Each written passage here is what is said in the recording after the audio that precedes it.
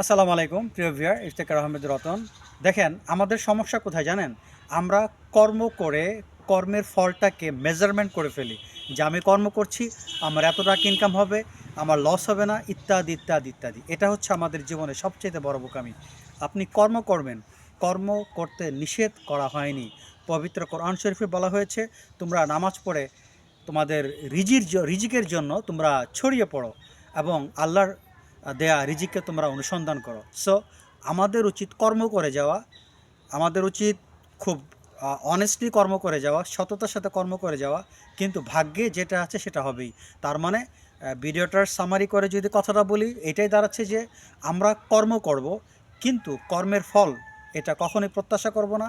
কর্মের ফল একমাত্র মহান আল্লাহ তালার কাছে।